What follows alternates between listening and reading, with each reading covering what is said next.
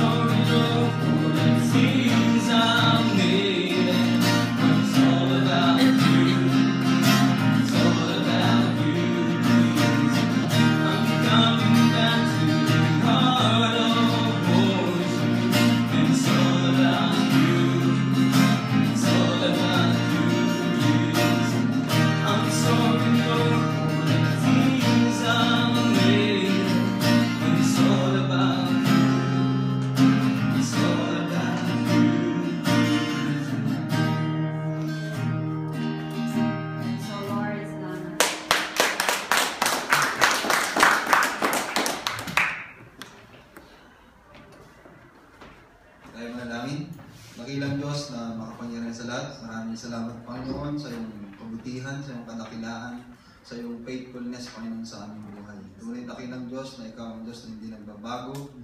At alam namin Panginoon na ikaw ang siyang patuloy Panginoon na gagabay sa amin.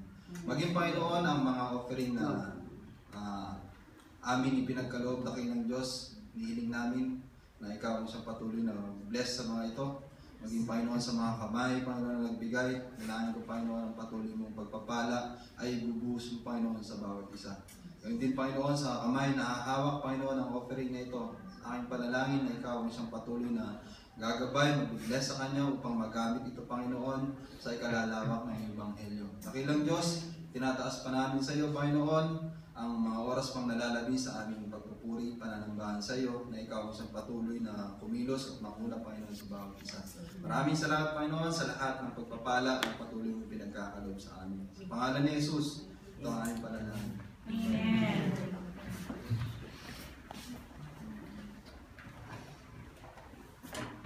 Ngayon kung lahat ay tumayo para sa ating closing song.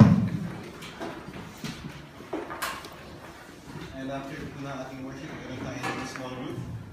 2 groups. Group ko mga kabayan at mga halakin. Ulitin po natin na how great is our God.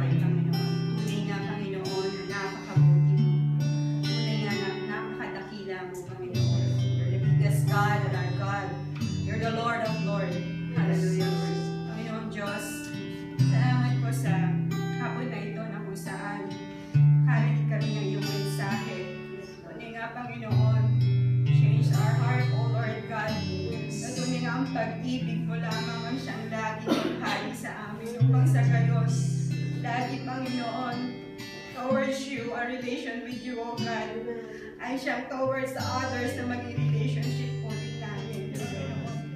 Panginoon, patawarin mo kami kung minsan, Panginoon, kakaroon kami ng mga bagay na kung saan naghahanap kami ng perfect sa aming kapwa, sa aming mga kapatiran, sa aming mga kamag-anak, but then, O Lord God, sabi mo nga, there's no perfect, only but you, O God. Yes. Salamat, Panginoon, at lagi mo kami iniririmahin sa mga bagay na kung saan hindi mo nakita yung kasalanan namin, bagkos yung pagmamahal mo na ibinigay sa amin, Panginoon, na kung saan naibigay rin po namin ng buong buo sa aming kapwa, sa aming ministry, sa aming mga mahal sa buhay, Panginoon.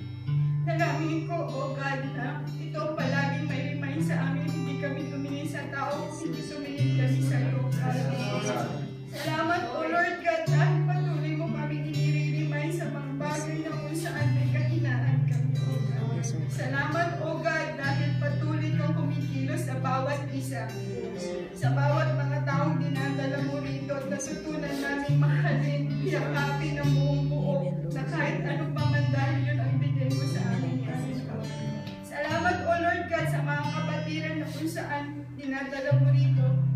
Provide mo sa kanilang pangangailangan, trabaho man, financial man, o pag-ibig man na nagmumula sa iyo, Panginoon. Salamat, O God, dahil meron kaming community ministry na kung saan nakikita namin ang pagmamahal mo, O Lord God. Salamat, O Lord God, for all the blessing. Salamat, O Lord God, for all the strength financially, O Lord God. Sa encouragement, O Lord God. Salamat, O Lord God. Hallelujah. Naway sa aming buhay, O Lord, sa aming pang-araw-araw na buhay, may apply po namin ito. Dakilang Diyos, sa mga oras pa na iyong ibibigay sa amin, naway ikaw ang laging mapapurihan at kadakilan. In Jesus' name we pray. Amen. Amen. At ngayon, ang walang hanggang paligtas na ating Panginoon si Kristo, ang patuloy na pag-ipisan ng Banal na Espiritu at ang walang hanggang pag-ibig ng Diyos Ama ay sumaating lahat ngayon at pagpakailanman. Amen. Palakpakan po natin